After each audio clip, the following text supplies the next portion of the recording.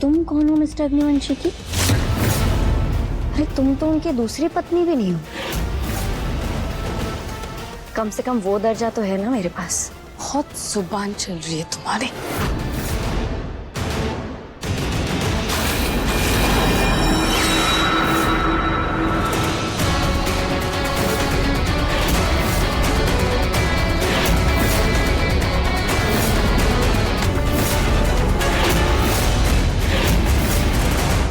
तुम्हारी तरह शहर के नाजुक हाथ नहीं, गांव के हाथ मजबूत और मेहनती। तो अगली बार अपने नाजुक हाथ उठाने से पहले 10 बार सोच लेना। गांव की तो छोड़, तू कहीं की भी नहीं है, ना इस घर की, ना एकांश की और ना ही अपनी दीदी की। वो लोग तो अपने कमरे में मजे ले रहे हैं और तुझे यहाँ सड़ने के लिए छोड़ दिया। अगर अब भी तेरे में थोड़ी सी सेल्फ रिस्पेक्ट बची हो ना, निकल जाना इस घर से।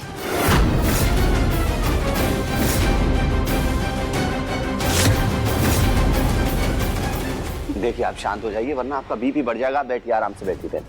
मेरे बेटे की जिंदगी बर्बाद हो रही है और यहाँ तुम मुझे अपने बीपी की फिक्र करने को कह रहे हो ध्रुव। कुछ बर्बाद नहीं हो रहा है बड़ी माँ।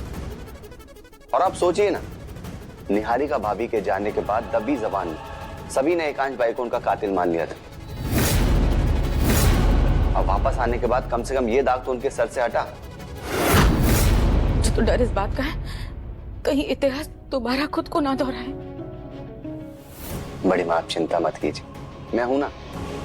मैं भाई के साथ हमेशा खड़ा हूं। सिर्फ इतना कहकर ही तुमने मेरा दिल हल्का कर दिया ध्रुव।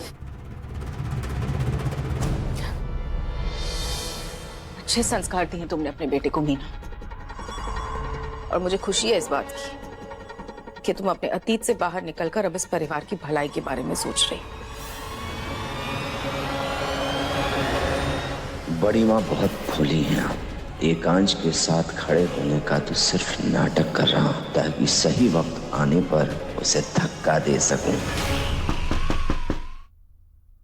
कौन है? दीदी मैं हूँ। दरवाजा खोलिए, मुझे एकादशी की पूजा के लिए कपड़े लेने हैं। महक, अभी भी तुम इन चीजों में विश्वास रखती हो? अच्छा ठीक है, तुम यहीं खड़ी रहो, अंदर मत आना, ओके?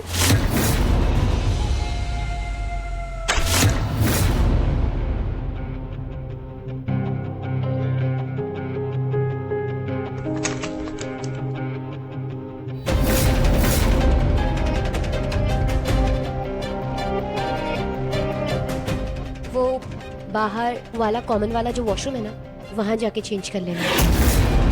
वो क्या है कि एकांश थोड़े थके हुए हैं ना, तो आराम कर रहे हैं। मैं नहीं चाहती कि वो डिस्टर्ब हो।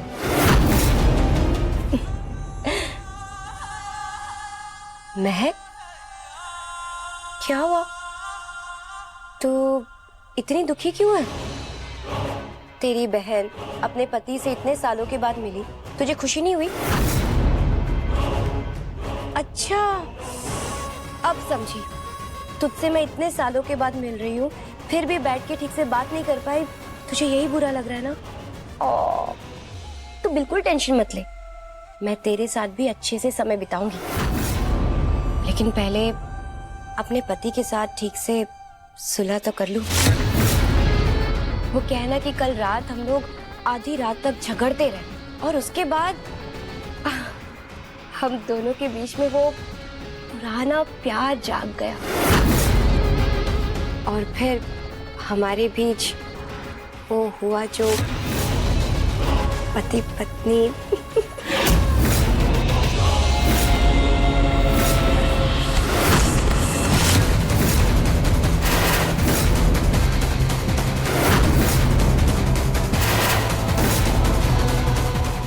महक, पागल हो गई क्या? तू मुझे धक्का देगी? धक्का तो तुमने मुझे पहुंचाया थी। ओह, तुझे इसीलिए बुरा लग रहा है क्योंकि तेरी बहन ने अपने पति के साथ वक्त बिताया। दीदी प्लीज, इतना तो जानती हूँ मिस्टर अग्निवंशी को। भले उनके दिल में मैं नहीं हूँ, लेकिन उनके दिल को अच्छे से पहचानती हूँ।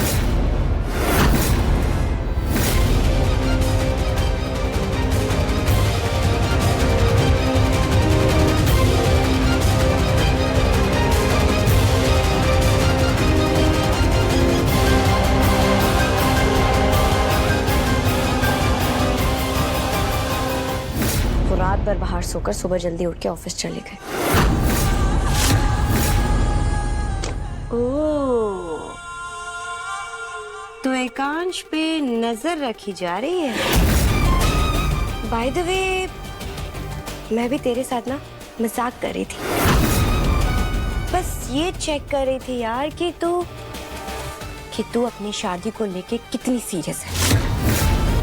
मेरी बात मान महक, इतनी सीरियस मत हो, क्योंकि एकांश अच्छा इंसान नहीं है। वो तेरी जिंदगी बर्बाद कर देगा। अपना मजाक और ज्ञान अपने पास ही रखिए। तुम्हें मेरी चिंता करने की जरूरत नहीं। माँ सही कहती थी, तुम भरोसे लायक ही नहीं। तुम यहाँ अपनी जिंदगी बचाने नहीं, बल्कि मेरी जिंदगी बर्बाद करने आई हो।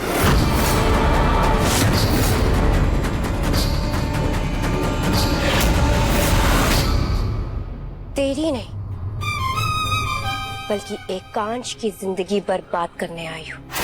लेकिन अफसोस की बात, गेहूं के साथ तू भी पिसेगी।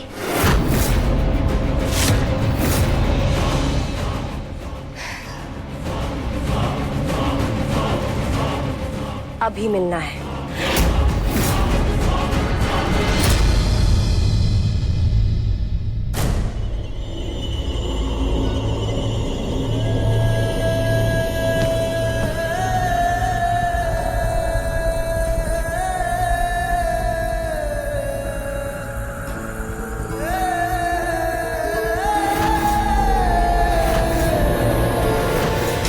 ये महक की मांग सोनी क्यों है?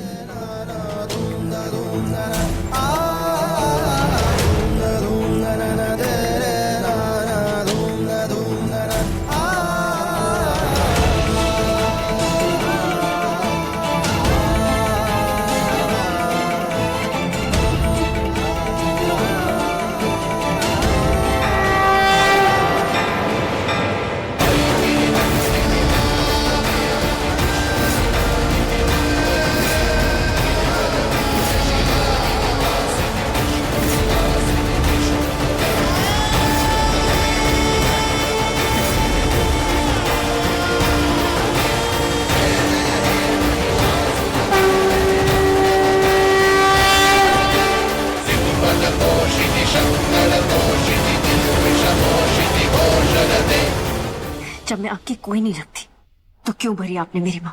किसने कहा कि तुम मेरी कोई नहीं लगती? तो फिर मेरे सवालों के सीधे सीधे जवाब क्यों नहीं देते? क्या मायने रखता है ये सिंदूर, ये मंगलसूत्र आपके लिए? रिश्ता क्या है हमारा? कभी क्यों अपने दिल की बात आप खुलकर नहीं बताते? बार बार पूछ चुकी हूँ, लेकिन आप कभी नहीं बताते कि मैं आपकी कौन हूँ, क्या हूँ।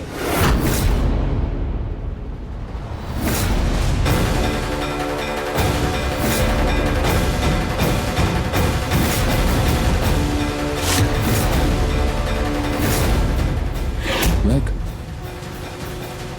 ये क्या कर रही हो तुम? हटाओ।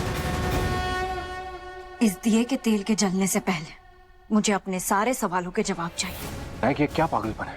हाथ जल जाएगा तुम्हारा। ये जलना मुझे मंजूर है, लेकिन जो आपके जवाब नहीं जानने पे मैं जल रही हूँ, उसकी तकलीफ मैं सहन नहीं कर सकती।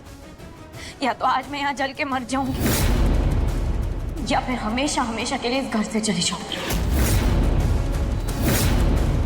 आप बताइए मुझे, क्या आप दीदी से अभी भी प्यार करते हैं?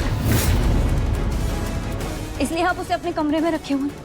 मिस्टर अग्निवंशी, आपको आज अपने दिल का हाल बताना होगा। नहीं बता सकता, क्योंकि अपनी दिल की बात खुलकर रखने में मुझे डर लगता है। पिछली बार जो मेरे साथ हुआ था, उस धोखे की वजह से मुझे घुटन होती है, मुझे घबराहट होती है बताने में। महक,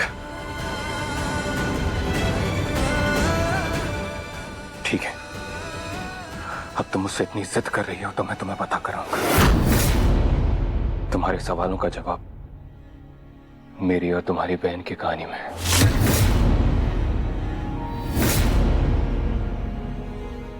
जिस वक्त तुम्हारी बहन मेरी जिंदगी में आई थी, उस वक्त मैं बिल्कुल अकेला सा था। मैं सिर्फ अपने काम में बिजी रहता था, बिल्कुल फुर्सत नहीं थी मुझे। फिर वो अपने नकली नाम पलक के साथ मेरी जिंदगी में आए।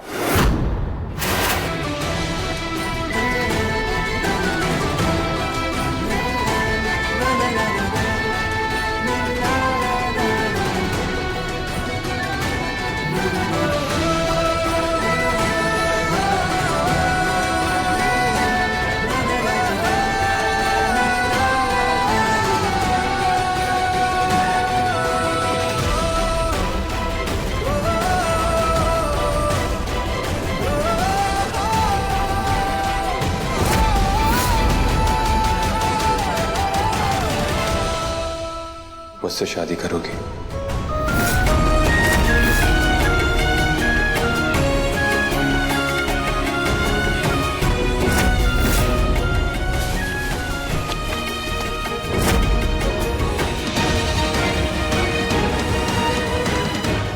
वो मेरी निराश जिंदगी में एक ताजी हवा बनकर आई थी। हमेशा खुश रहती थी और मुझे भी बहुत खुश रखती थी। उसने मुझे हंसना सिखाया। मैंने कभी सोचा नहीं था कि जो इंसान शादी से भागता वो 2 महीने में शादी के लिए उसे प्रपोज कर देगा। और शादी के बाद तो मेरी जिंदगी बदल गई।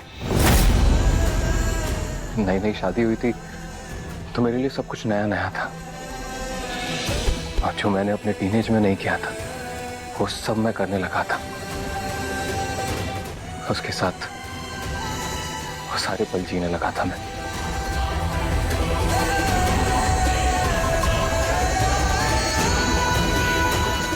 देखते ही देखते जिंदगी एक खूबसूरत कहानी सी लगने लग गई थी मुझे। और फिर उसने मेरे ऑफिस के काम में भी दिलचस्पी दिखाना शुरू कर दी और वो ऑफिस में बहुत अच्छा काम करने लगी थी। लेकिन कुछ दिनों बाद कुछ अजीब से कॉल्स आना शुरू हुए।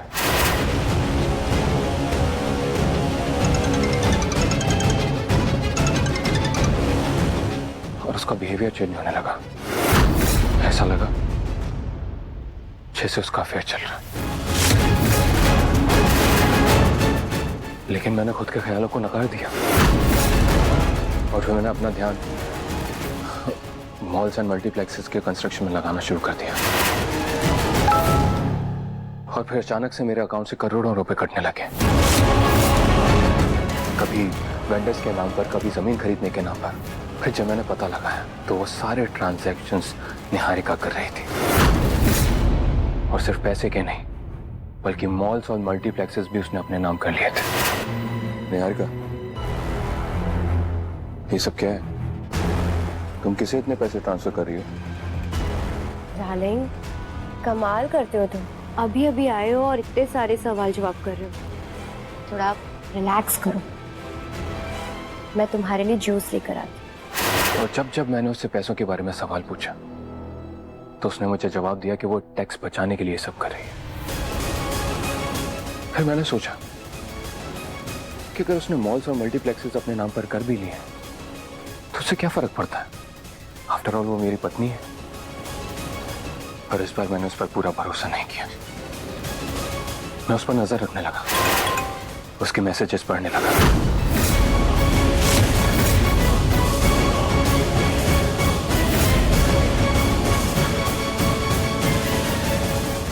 उसके फोन से मुझे पता चला कि किसी जिगर नाम के लड़के के साथ उसका अफेयर चल रहा है।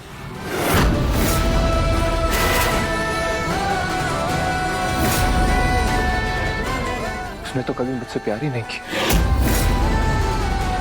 उसे जानबूझकर मेरी जिंदगी में भेजा गया था, मुझे बर्बाद करने के लिए, मुझे धोखा देने के लिए। मैंने उस नंबर को ट्रेस किया लेकिन जिगर का कुछ पता नहीं चला। इसलिए मैंने उसके पीछे अपने डिटेक्टिव्स लगा दिए।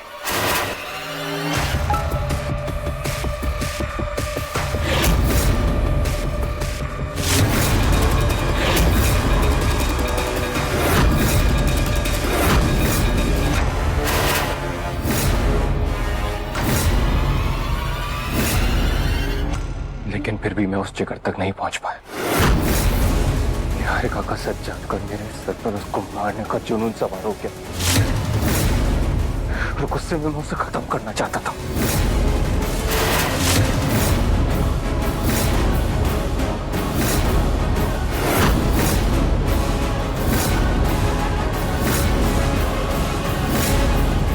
भाभी,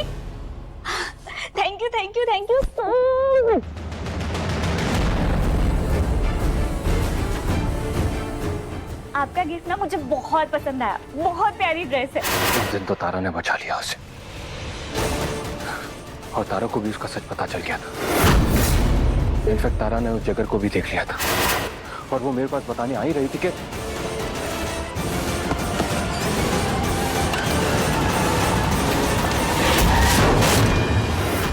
निहारिका ने तारा पर हमला किया, उसे जान से मारने की कोशिश की। वो तो ऐन वक्त पर मैं पहुंच गया था, इसलिए उसकी जान बच गई। लेकिन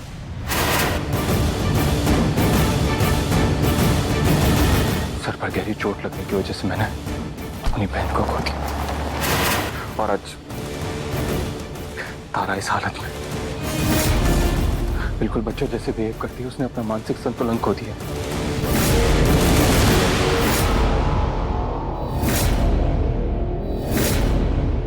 इतने सब हादसों के बाद मेरे सर पर उसे मारने का जुनून सवार हो गया, और जब मुझे पता चला कि वो फार्म हाउस पर, तभी मैंने सोच लिया था कि मैं उसे वहां पर जाकर उसे खत्म कर दूंगा। लेकिन जब मैं वहां पर पहुंचा तो वहां पर पुलिस ऑलरेडी मौजूद थी। वहां पर उन्हें एक लड़की की लाश मिली। उस लड़की के चेहरे पर, पूरे शरीर पर खंजर के इतने निशान थे कि उसे पहचानना मुश्किल हो गया। लेकिन उसके पास एक पर्स मिला, और उस पर्स में पलक की आईडी थी। तो पुलिस को लगा कि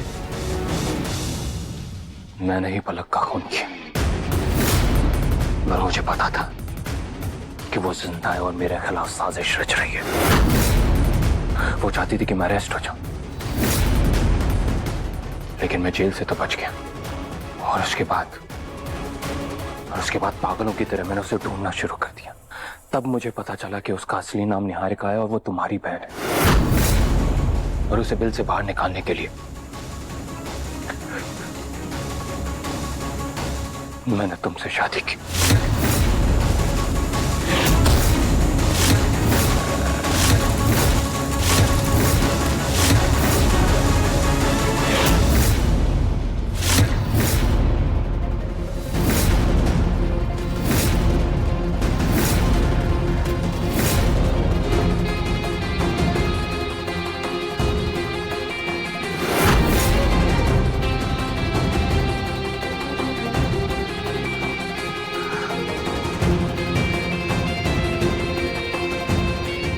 मैंने माना महक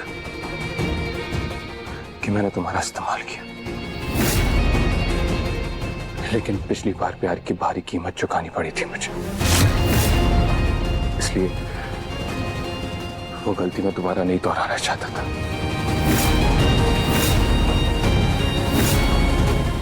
हमारे पास यहाँ से एक कंप्लेन आई है। किसने लिखवाई है कंप्लेन? मैंने लिखवाई।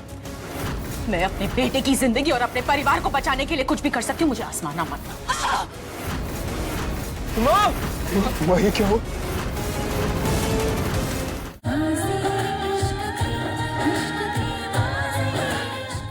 मैंने सोचा था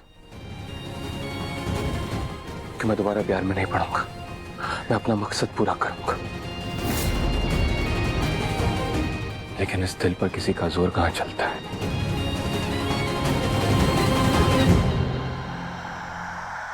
लेकिन लाख कोशिशों के बाद भी मैं खुद को तुमसे प्यार करने से नहीं रोक पाया।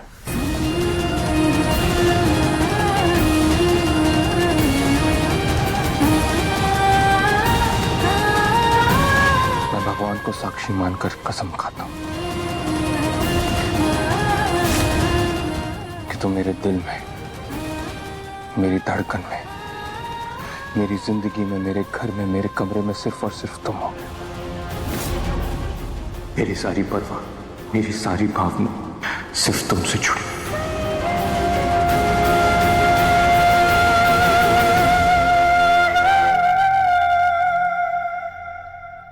मेरा भी सब कुछ आपसे ही जुड़ा हुआ है मिस्टर अग्निवंशी। मेरी दुनिया सिर्फ आप है। वफा है या बेवफाई मुझे ना खबर है, मेरे इश्क की यारा यही दास्तां। इश्क की बाजी, इश्क की बाजी, इश्क की बाजी, इश्क की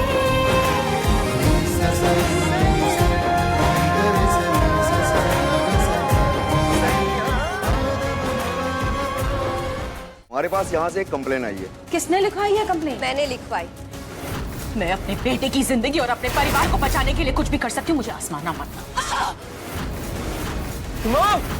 माँ ये क्या हो?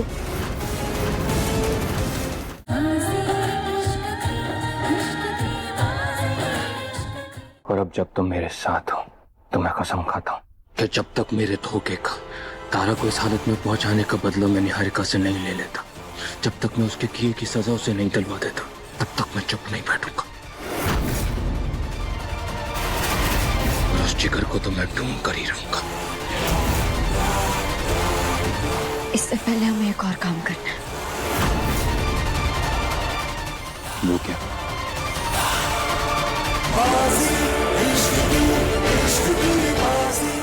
चले।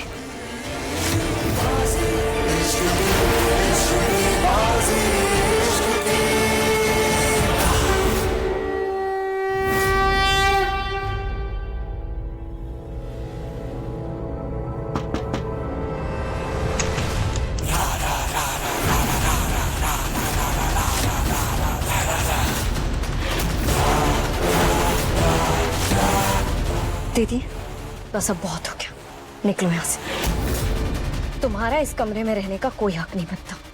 ये मेरा कमरा है।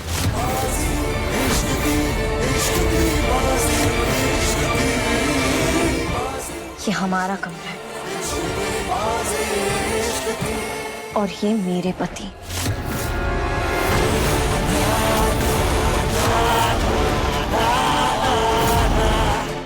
हमारे पास यहाँ से एक कंप्लेन आई है। किसने लिखवाई है कंप्लेन? मैंने लिखवाई। मैं अपने बेटे की जिंदगी और अपने परिवार को बचाने के लिए कुछ भी कर सकती हूँ, मुझे आसमान ना मानना।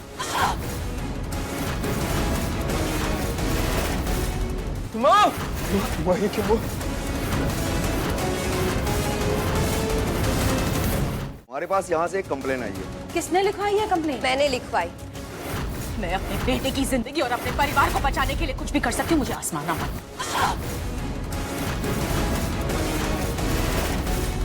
माँ ये क्या हो?